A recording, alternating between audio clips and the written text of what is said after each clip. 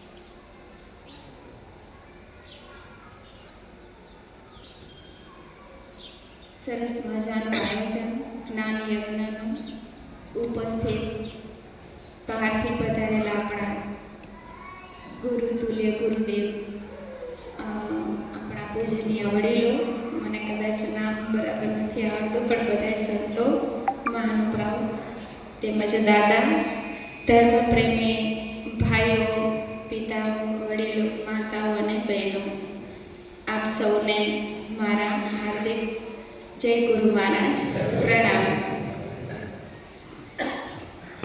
ઘણા વર્ષોથી આ કુદરતે જે જીવન આપેલું છે સત્સંગ માટે અને પરમાત્માની ભક્તિ માટે જ, તો એ સંન્યાસ જીવનમાં ખરેખર આ જેણે કહેવાય ને કે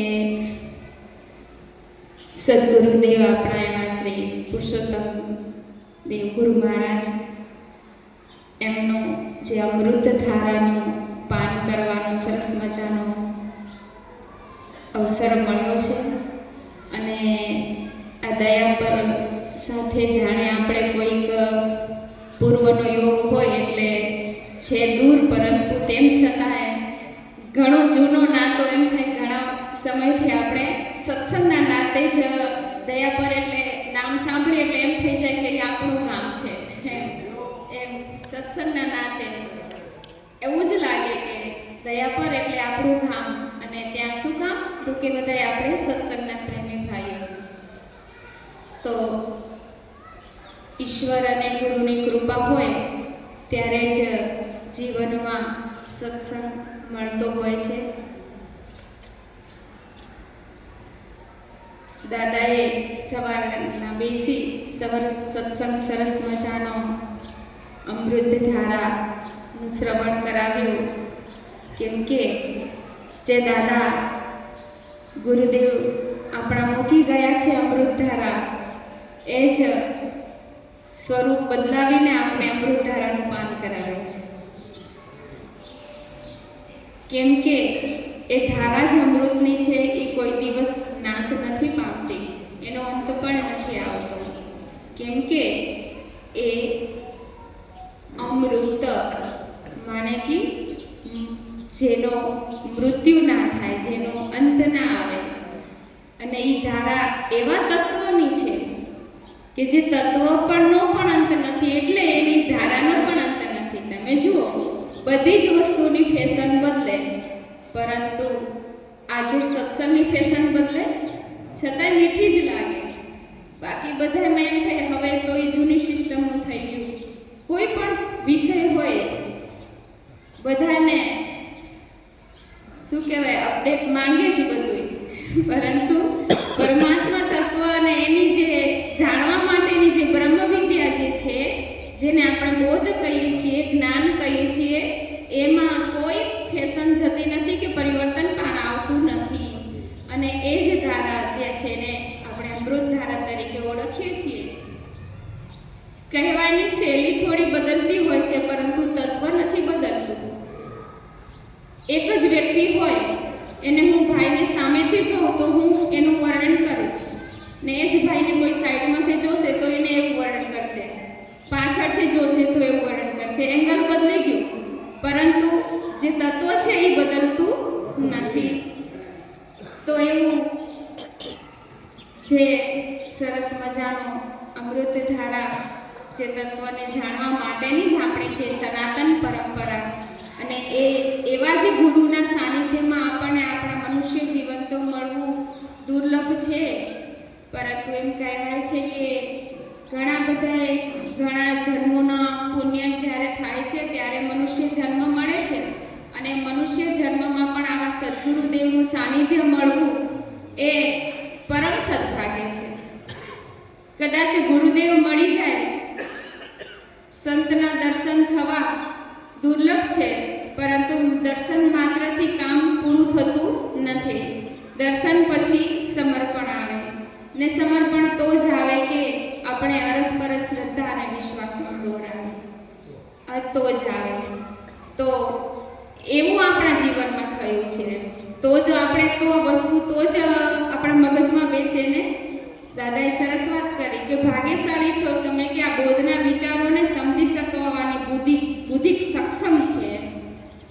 બુદ્ધિ છે, જાડી બુદ્ધિ નથી સમજી શકવાની. આ જાડી બુદ્ધિ છે, વ્યવહાર સમજી શકે, પરંતુ આ તત્વ કેવું છે કે મન કે વાણી પહોંચી શકે તેવું નથી. આ તમે જોવા જઈને જગતના 5 વિષયો છે, 5 બરોબર છે. એ તમામ પદાર્થોને જોવા માટેનું પ્રમાણ આંખ, કાન, નાક, બરોબર 5 જ્ઞાનેન્દ્રિયો જે છે એ બધા પદાર્થોનું આપણે જ્ઞાન કરાવશે. પરંતુ જે પરમ તત્વ છે, પરમાત્મા તત્વ છે, આત્મ તત્વ છે, એને ઓળખવા માટે આ ઇન્દ્રિયોનું પ્રમાણ કામ આવતું નથી. અને ત્યાં જોઈએ છે શાસ્ત્ર પ્રમાણ, સદગુરુનો અનુભવ અને જ્ઞાન એ ત્યાં જોઈએ છે. એટલે બુદ્ધિથી પરનો વિષય છે અને બુદ્ધિથી સમજવાનો છે. બુદ્ધિમાં આવે એવું નથી અને બુદ્ધિથી સમજવાનું છે. તો એક એમાં કેવી બુદ્ધિ જોઈએ? સૂક્ષ્મ બુદ્ધિ જોઈએ. એમાં જાડી બુદ્ધિ ચાલે નહીં. અને સમજનો જ વિષય છે. આ કોઈ ક્રિયા ઠીક છે અંતઃકરણની શુદ્ધિ માટે કે આપણે સારી છે બધી ક્રિયાઓ, પણ જેમ છે તેમ તમામ પ્રકારની સમસ્યાઓ છે ને, નાનીથી મોટી સુધી તમામ પ્રકારની સમસ્યાઓ બધી અજ્ઞાનના કારણથી જ છે. ના સમજની જ સમસ્યાઓ છે.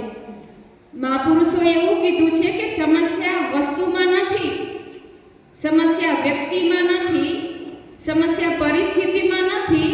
સમસ્યા ક્યાં છે? તમારા વિચારોમાં છે, તમારા મનમાં, તમારી સમજમાં છે. તમારી સમજમાં ના સમજ છે. ઈશ્વર કહે છે કે મેં કોઈ પદાર્થ કે કોઈ સંબંધ ખરાબ નથી બનાવ્યા. મેં સારા પણ નથી બનાવ્યા. ઈશ્વર કે મેં માત્ર નિર્માણ કર્યું છે. શું? મેં સમગ્ર સંસારનું નિર્માણ કર્યું છે. મેં એનામાં સારા નરસા મેં નથી બનાવી. મેં નિર્માણ કર્યું છે. સારું નરસું ઈ દરેક પ્રાણી પોતાના વિચારો પ્રમાણે નક્કી કરે છે. એક જ વસ્તુ જે છે એ સારી છે કે ખરાબ છે એ બધાના માટે સારી નથી હોતી. તો વસ્તુ તો જે છે એ છે, પરંતુ એ જ વસ્તુ એકને સારી લાગશે, એકને સારી નહીં લાગે. તો વસ્તુમાં છે સારું નરસું કે વિચારમાં છે? હા, વિચારોમાં છે. એટલે સમગ્ર સંસાર બારે નથી, તમારા અંદર છે. કહેવાનો મતલબ એમ થાય છે. તો જે પણ સમસ્યા છે એનું સોલ્યુશન સામે નથી, એનું સોલ્યુશન તમારામાં છે. એ આ સત્સંગ શીખવે છે. જ્યાં સુધી એનું સોલ્યુશન સામે દેખાય છે ત્યાં સુધી એ હજી આપણી સમજમાં ફેર છે. એટલે કોઈ પણ પ્રકારની સમસ્યા હોય એનું સમસ્યા જે છે એ પોતાના અંતઃકરણમાં રહેલી છે. શું કહીએ છીએ આપણે?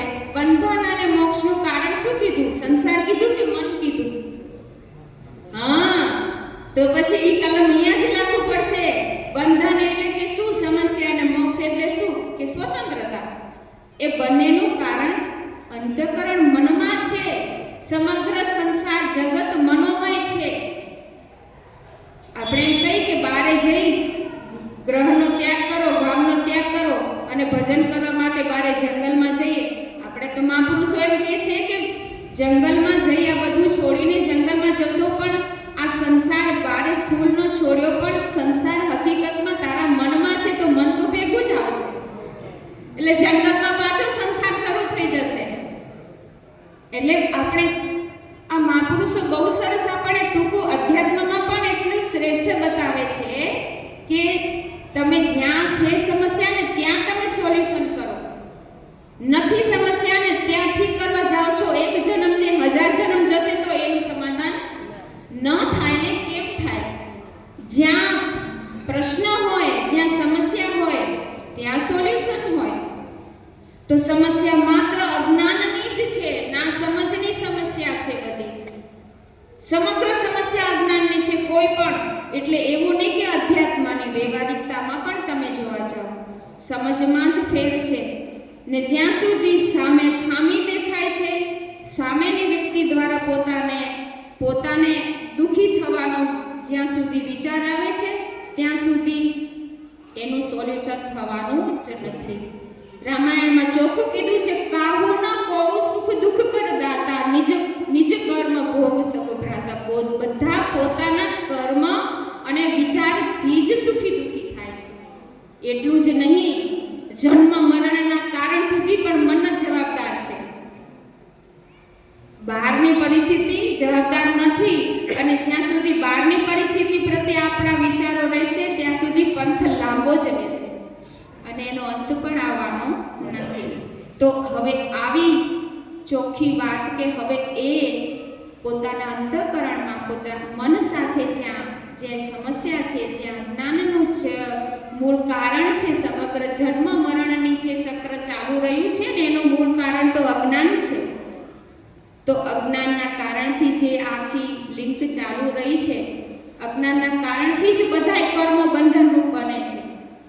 નહીં તો કર્મ તો ભગવાને ગીતાજીમાં શું કીધું છે? કર્મ યોગ શીખવ્યો છે.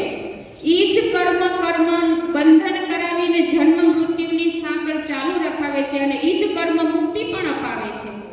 તો એ કર્મ તો કર્મ બદલવાનું નથી, કર્મને કર્મ યોગ કરવાનો છે. તો એ જે યુક્તિ જે છે ને એના માટે જ સત્સંગ છે ને એના માટે જ આવા બધા ગુરુઓનું સમાગમ છે, સત્સંગ છે કે કર્મ કરવું તો કર્મને યોગ કેવી રીતે બનાવવો. કર્મ તો છે પરંતુ કર્મને કર્મ યોગ કેવી રીતે બનાવવો. સમસ્યા બહાર નથી તો અંદર સમસ્યા છે, તો એનું સમાધાન કેવી રીતે કરવું એ જ આ ગુરુદેવના વિચારો શીખવે છે. એ બોધ આપણને એ શીખવે છે કે કેવી રીતે આપણે જીવનમાંથી પોતાના આત્મ સ્વરૂપ તરફ આપણી વૃત્તિ રહે અને જેમ છે તેમ સમજપૂર્વક. તો આવો જે યોગ થવો મનુષ્ય જીવનમાં એક આપણા માટે ઘણા બધા જન્મોના પુણ્યના પરિપાક રૂપે મળતું હોય છે. પરંતુ કીધું છે ને, ગુરુદેવે કીધું છે ને કે નવરાવી ધોરાવીને પછી બેસાડીને પાછા મેલા થઈ જાઓ, તો એમાં ગુરુદેવ શું કરે?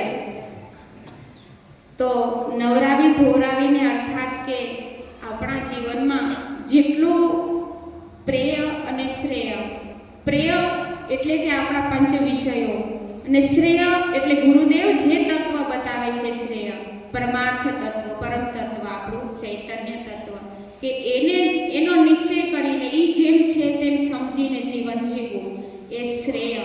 શ્રેય છે એનો નંબર 1 છે, પ્રેય છે નંબર 2 છે. આપણે ઊંધું થઈ જતું હોય કે આપણે પ્રેયને પહેલો નંબર આપીએ અને શ્રેયને નંબર 2 આપીએ છીએ ને નક્કી માનવાનું કે શ્રેય વગર પ્રેયનું કોઈ અસ્તિત્વ નથી. પરમાત્મા તત્વ વગર કોઈ સંસાર કે માયાનું જ અસ્તિત્વ રહી શકે ખરું? અધિષ્ઠાન વગર અધ્યસ્થ વસ્તુ રહી શકતી નથી. અધિષ્ઠાન એટલે પરમ તત્વ, બરોબર? પરમાત્મા તત્વને કાઢી નાખીએ તો સંસારને તમે વિચાર કરો, માયા હોય કે સંસાર હોય કે સંબંધ હોય, તમે એક ક્ષણ માટે વિચાર કરો કે એમાં પરમાત્મા તત્વને નીકાળી અને પછી એની સંસારની કલ્પના કરો. કલ્પી શકાય? બિલકુલ ના કલ્પી શકાય. જેવી રીતે કે દાગીના ઘણા બધા પડ્યા હોય, એમાંથી સોનાને બાદ કરીને બધા દાગીનાને તમે કલ્પના કરો, સોનું કાઢી નાખો તો શું શેની કલ્પના કરી શકીએ આપણે? શું સાચવી શકીએ? સોનું અધિષ્ઠાન કહેવાય. બધા જ દાગીના શેમાંથી બન્યા? જાત જાતના, બધાય નામ અલગ, રૂપ અલગ, બધાના ઠેકાણા અલગ પીંગાડવાના, બરોબર ને? પરંતુ સોનું સિવાય બીજું કાંઈ છે? હા, તો મુખ્ય છે અધિષ્ઠાન શું છે? એની અંદર સોનું છે. તો એક જ કમ્પ્લીટ એવું માની લેવાનું કે કોઈ પણ વસ્તુ કે કોઈ પણ પદાર્થ કે કોઈ પણ સંબંધ આપણા જીવનમાં આવે કે હોય, પરમ તત્વ પરમાત્મા સિવાય કોઈનું અસ્તિત્વ નથી. પરમાત્મા તત્વ એટલું વ્યાપક તત્વ છે એટલે પરમાત્મા તત્વને પ્રાપ્ત તો કરવું જ નથી. પરમાત્મા તત્વને પ્રાપ્ત નથી કરવું. એટલો સરસ પ્રશ્ન, એ તમને મજા આવશે કે જગતની તમામ વસ્તુને પ્રાપ્ત કરવી પડે છે. તમામ વસ્તુને, એક ચાનો કપ બી પ્રાપ્ત કરવો પડે, અહીંયા ન હોય તો લેવા જવો પડે. પરંતુ એક જ એવી વસ્તુ છે કે જેને પ્રાપ્ત નથી કરવી પડતી, નહીં છે પરમાત્મા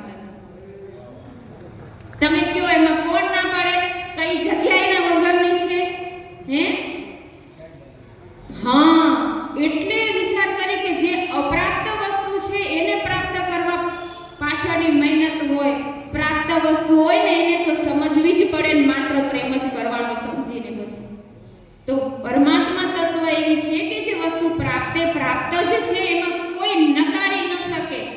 કોઈ પરંપરા હોય કે કોઈ બી સંત હોય કે કોઈ શાસ્ત્ર હોય, અને જેટલા બી શાસ્ત્ર છે ગુરુમુખ વાણી એ પરમાત્મા તત્વનો નિશ્ચય કરાવવાનો જ એનો હાથ છે.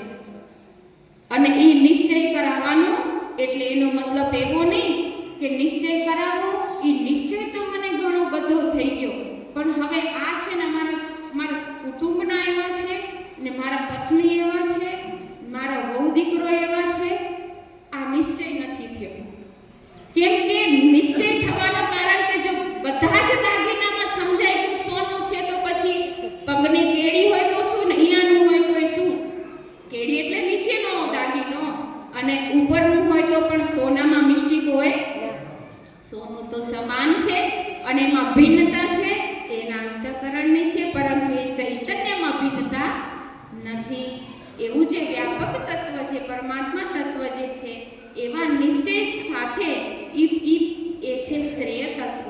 અને એ શ્રેય તત્વને બતાવવા માટેના જ આ મહાપુરુષોના શાસ્ત્રના ભગવાન કીધું છે કે કૃષ્ણ ભગવાને સરસ વાત કરી કે યો માં પશ્યતિ સર્વત્ર સર્વં ચ મયि પશ્યતિ તસ્યાહમ ન પ્રણશ્યામિ સચ મે ન પ્રણશ્યતિ.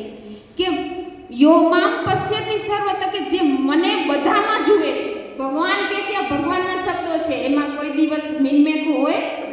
ગીતાજીમાં ભગવાન કહે છે કે યો માં પશ્યતિ સર્વત્ર, કે બધામાં જે મને જુએ છે.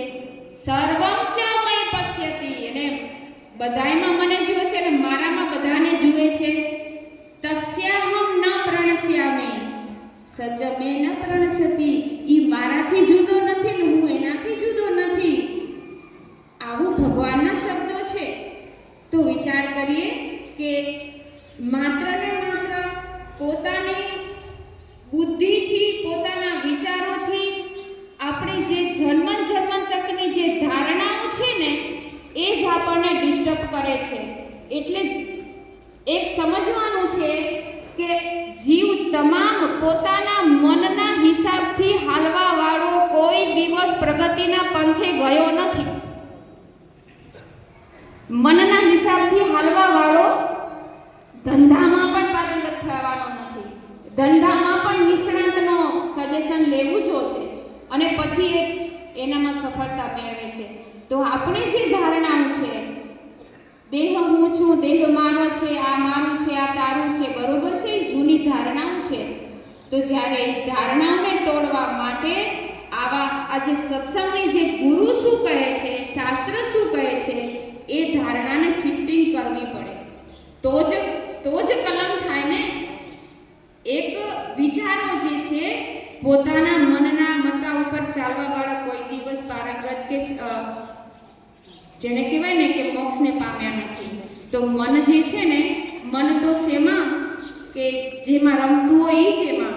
ને અધ્યાત્મ શું કહે છે કે એક જ તત્વને સમજાવીને એમાં બધાને સંકેલી લે અને બીજા બધાનો નેતિ કરાવી દે.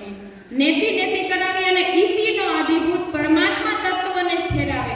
હવે મનની સત્તા અહીંયા જવા માટે થાય તો મન રાજી થાય? કોઈને સત્તા મૂકવી પડે તો? એટલે મન તો કહેશે કે ના ના ના ના એવું નથી, પરંતુ ના, એક વાત યાદ રાખવાની કે જન્મ સુધી આપણે મનનું માનતા આવ્યા છીએ, પણ આ જન્મને હવે આપણે ટ્રાય તો કરીએ કે ગુરુદેવનું માનીએ. ગુરુદેવનું માનીએ એટલે શું? ગુરુદેવના ઘરે જઈને બેસીને જ જવાનું, એમના આશ્રમમાં બેસીને જ જવાનું. કર્મયોગ છે મારો ને તમારો, જે ભૂમિમાં જેની સાથે લેનદેન છે ને, એટલે તો ત્યાં આપણું ચાલુ થયું છે અને એ પ્રારબ્ધ વસાત થયું છે અને ડિસ્ટર્બ રૂપ જ નથી.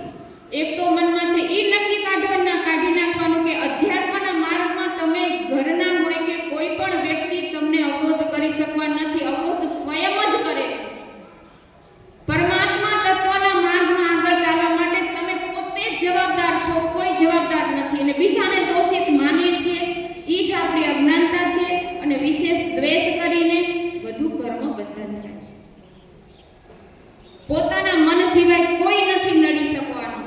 તો આવું જે છે ને કમ્પ્લીટ જેમ છે તેમ સમજીને તો આપણો છે ને તો પરમાત્મા તત્વને પ્રાપ્ત તો નથી કરવું, પરંતુ જે જેમ છે તે મોજૂદ જ છે એને સમજવા માટેનું આપણી વૃત્તિ જે છે ને એના માટે એને ક્ષમતા વધી જશે. જ્યાં સુધી આપણામાં સામે ખામી જોવાની, સામેના ફરિયાદ કરવાની વૃત્તિ છે, ત્યાં સુધી આપણી વૃત્તિ જે છે ને અંતર્મુખ નથી બનતી. એટલે એક તો અન્ય સામેથી ખામી જોવી, અન્યની ફરિયાદો કરવી, તેમજ અપેક્ષાઓ રાખવી. આ બધી કોઈના પ્રત્યે કામ કરવો, કોઈના પ્રત્યે ક્રોધ કરવો, આ બધી અન્ય માટેની તજવીજ છે. કામ કોની, ક્રોધ કોના ઉપર કરશું? બીજા ઉપર જ કરશું ને. અપેક્ષા કોની પાસે રાખશું? આમની પાસે કે આમની પાસે જ રાખશું, બરોબર? તો હવે બીજા પ્રત્યે કીધું સ્વયંના આવો, હવે બીજાની અપેક્ષાઓ બંધ કરો. હવે અપેક્ષાઓ રાખીને કેટલીક પૂરી થઈ છે ને કેટલીક નથી થઈ, બરોબર ને? એમ થાય ને, પૂરી થઈને ત્યારે મજા આવી ગઈ, પણ એ મજા કેટલીક વારની રહી, બસ પૂરી થઈ. અને એ અપેક્ષા પૂરી જો ન થઈ તો વળી પાછો એ અપેક્ષા તો ક્રોધમાં આવી જાય, દ્વેષમાં આવી જાય. તો હું એમ કહું કે આમ લપસિંદરીઓ વધે એના કરતાં અપેક્ષા જ બંધ કરી દો ને. સ્વતંત્ર છો તમે. અપેક્ષા પતિમાં નથી રાખવાની, તમારા પતિ પત્નીને પણ અપેક્ષા નથી રાખવાની. મારો પતિ આવું નથી કરતો, અપેક્ષા રાખી શું કામ? પતિ બને એટલે અપેક્ષા રાખવા માટે, એને પ્રેમ કરવા પતિ બનાવ્યા છે. તમે એકબીજાને ભેગા થયા છો ને તો એકબીજાને પ્રેમ કરવા માટે. અપેક્ષા તો ઈચ્છા તમારા ભાગ્યમાં જે હશે ને એ તમારા સામે આવીને ઊભું રહેવાનું છે. અપેક્ષા કરીને શું કામ આપણે અપેક્ષા કરવી જોઈએ? તમારું ક્ષેત્ર ટૂંકું થઈ જશે વિચાર કરવાનો. તમે જીવનમાં એક અપેક્ષા જ બંધ કરી દો. અપેક્ષા જ ન રાખો કોઈના બહુ પ્રત્યેની, પણ એટલું ખરું અપેક્ષા ન રાખો. તમે પ્રેમ આપો અને કોઈની ફરિયાદ બી ના કરો.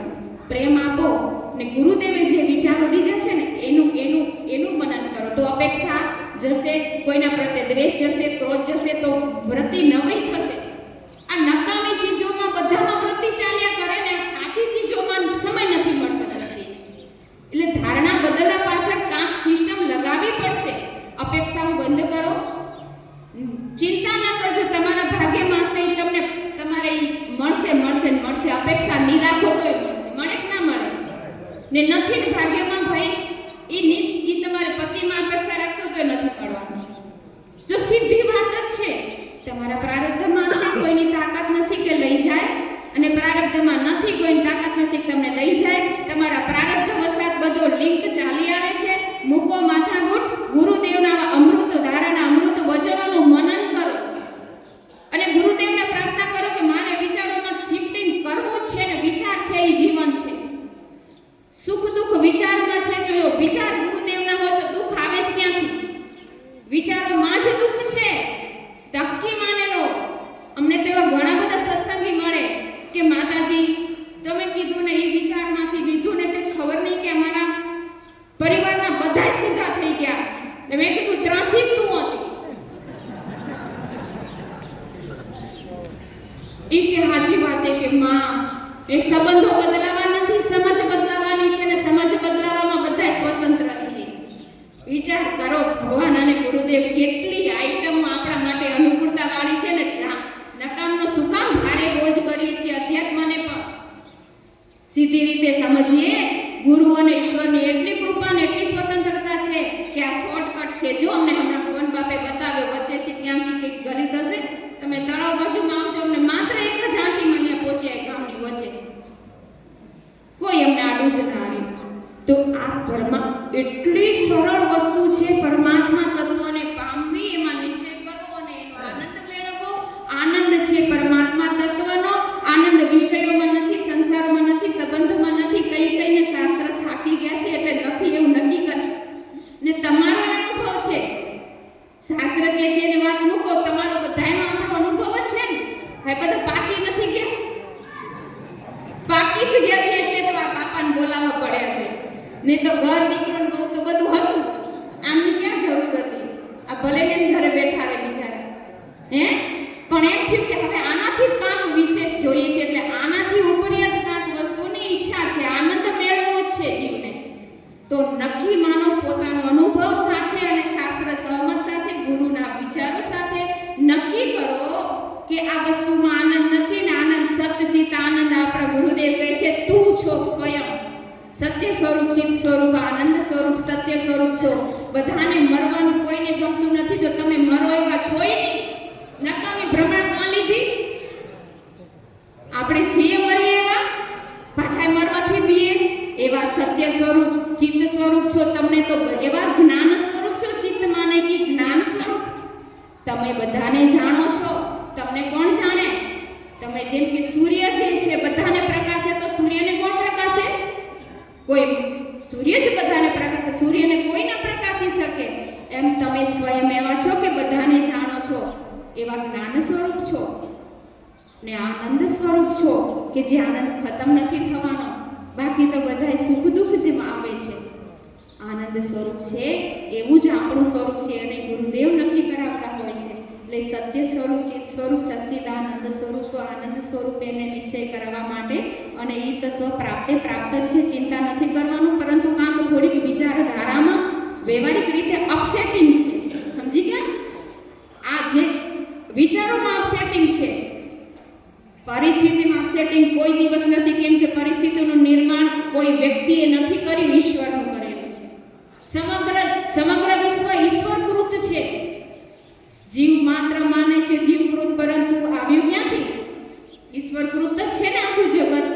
હે જીવકૃત માને પોતાનું 25, 50, 200 માને ઓળખતું હોય ને જે ઈ જીવકૃત જગત કહેવાય. બાકી તો આખું ઈશ્વરકૃત જગત છે. જીવ માને છે 25, 50 લોકોને પોતાનું જગત માને છે. આ માનો 50, 200, 500 ઓળખતા હોય તો કે ઈ મારું જગત. હવે એ 200 જે ઓળખતા હોય ને એ જીવનું માનેલું જગત કહેવાય. બરોબર? હવે ભાઈનું તમે જે તમારી જે મિલકત હોય, તમે જે સગા સંબંધીઓ, એ તમારું મનનું માનેલું એને જીવકૃત જગત કહેવાય. એટલે જીવ શું કરે? પોતાના માનેલા જગતમાં કાંઈ નુકસાન ન થવું જોઈએ, કોઈ મરવું ન જોઈએ, એ હેમખેમ રહેવું જોઈએ. બીજા ભલે મરી ગયા તો એનું વાંધો નહીં. મરણ નોંધમાં જોઈએ આપણો 80 વર્ષનો બાપો જતો રહે તો અરે બાપા કેમ થઈ ગયું, ને બીજો જ લગતે નીચે મરણ નોંધ બે યુવાન, પણ આપણે એ તો ક્યાંક બીજા આદિપુરનો કોઈ હશે ખબર નથી, પછી હાલ પોતાના કામમાં લાગી ગયા. તો યુવાન વયનું મરણ નોંધ નીચે જ છે, એનું કાંઈ નહીં. પરંતુ જીવને પોતાનું માનેલું જગત દુઃખી કરે છે. તો માનેલું જગત ક્યાં માન્યું? મનમાં કે બીજે ક્યાં? હા, તો માનેલું જગત વાંધો નહીં, પણ જરાક તો લોજિક સમજો કે જે તમે 500 માણસને તમારું જગત માન્યું છે ને આવ્યું ક્યાંથી? તમારા ઘરમાં જ બનાવ્યું હોય 500 માણસને? એ ઈશ્વરના જગતમાંથી થોડું લઈ લઈને માપ બનાવી નાખ્યું. સાચું ને? વ્યાપક તો છે જ ઈશ્વર તત્વ. હવે એમાંથી અમુક પ્રારબ્ધ વસાત માટે તમારા થયા છે કે તમારી સાથે કંઈક ઋણ ચૂકવવા વાળા છે તો જ તમારા સગા સંબંધી થાય ને, હે ને? તમારી સાથે કનેક્શન શું કામ થયું છે કે એકબીજામાં ઋણ છે, લેનદેનના સંબંધો છે, એ ચૂકવવા માટે થયું છે. નહીં કે મારું કરવા. ચૂકવો પ્રેમથી, વાત પૂરી થાય. અને ચૂકવી થતા કોઈ ઊભું રહેવાનું નથી. ચૂકાય વાળો નહીં ને લેવા વાળો નહીં. વાત આમ છે, આમ મોહ કરવા નથી. બાપાએ કીધું ને મોહ મારે પ્રેમ તારે, મોહને કરવાનો નથી. જે છે એની સાથે સંબંધો છે ને જોડાયેલા, એ પ્રારબ્ધ વસાત એને બહુ સરસ અને પ્રેમ આદરથી ચૂકતે કરો, એનું ચૂકતે થાય. પછી વહુ હોય કે પત્ની હોય કે સંબંધી હોય કે ભાઈ હોય, એમ ના જુઓ એ કેવો છે, તારી પાસે શું, તારું જ ક્ષેત્ર સંભાળ, તારું પાત્ર. એક આપણે છેલ્લે એક સરસ વાત કરીને પૂરી કરશું સત્સંગ, કે હકીકતમાં આ ઈશ્વરનો સમગ્ર નાટક મંચ છે. એક ઉદાહરણ આપું તો સરસ મગજમાં બેસે. આપણે બધાય નાટકમાં જ છીએ, બધાય, અમે લોકો પણ અને તમે પણ બધાય. સાચી વાત છે ને? અત્યારે નાટક છે, આ નાટકમાં ચાલુ છે સત્સંગ કરવાનું પણ. તો વાત એમ છે કે આખું નાટક ચાલુ હોય ને, એક નાના નાટકના ઉદાહરણમાં જોઈ લે. 15-20 જણા નાટકમાં ભાગ લે, બરોબર? નવરાત્રિમાં નાટક બનાવો ને બાપા, 15-20 જણા આપણા જ ભાઈઓએ ભાગ લીધો હોય, 15-20 જણામાં એમાં કોઈ રાજા બને, પ્રધાન બને, નોકર બને, જે વિષય. હવે 15 જણામાં બધાને શું હોય કે હું જ એટલો સરસ નાટક ભજવું, એમ જ હોય કે ઈ નાટકમાં કોઈ કમ્પ્લેન કરે કે આ પ્રધાન છે ને બરોબર ભજવતો નથી, એમ કમ્પ્લેન કરે રાજા?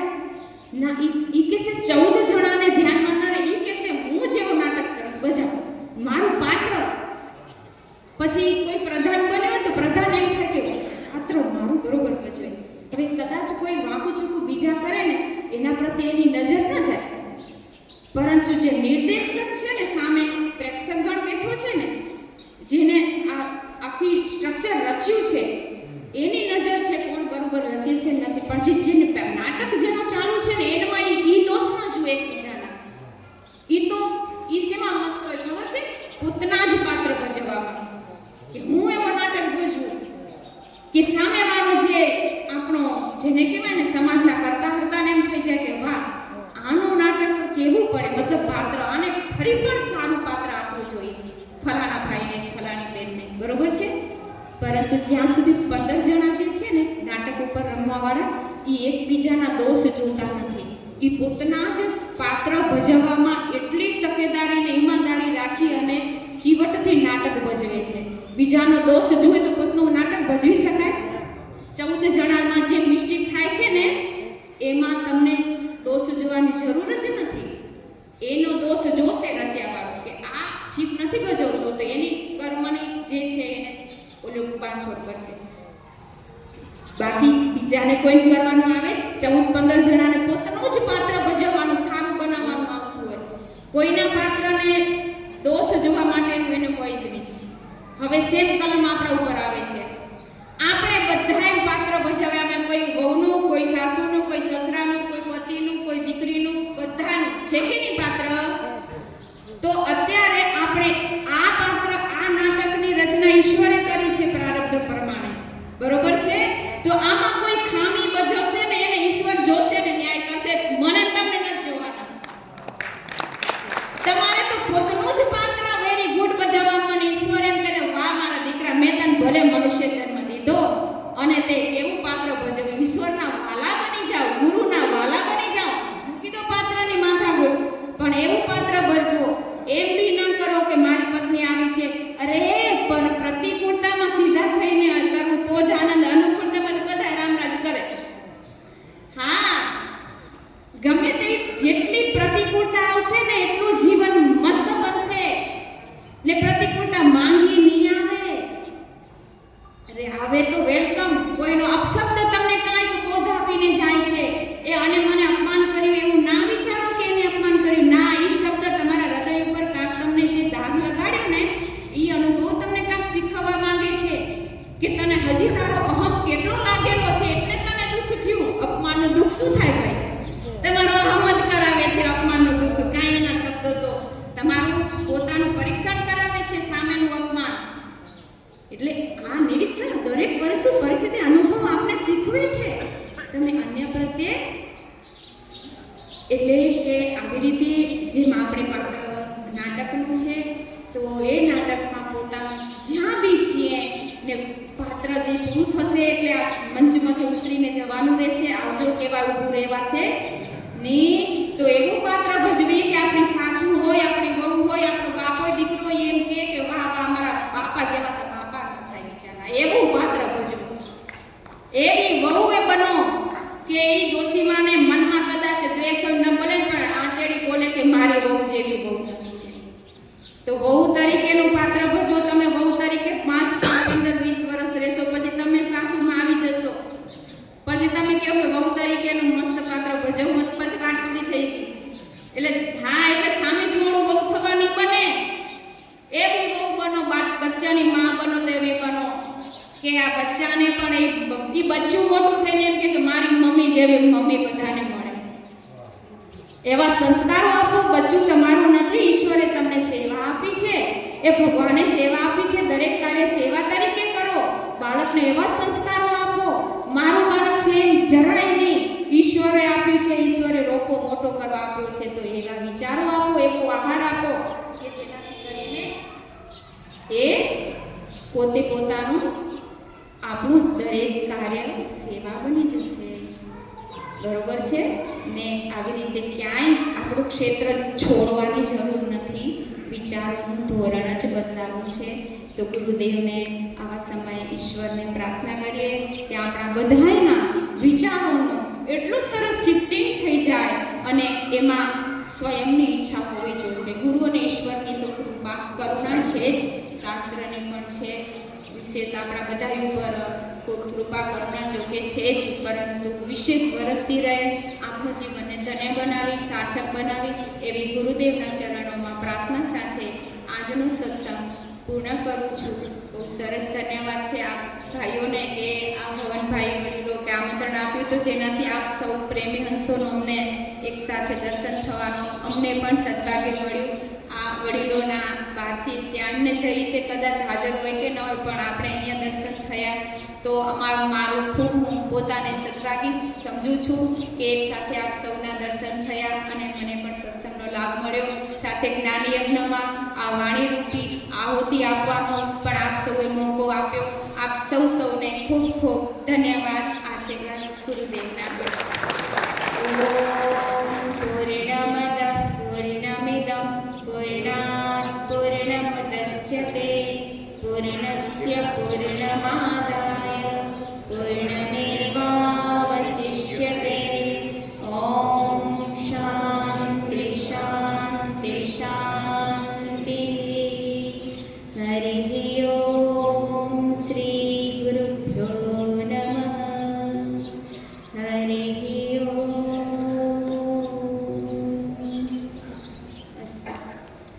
ખૂબ ખૂબ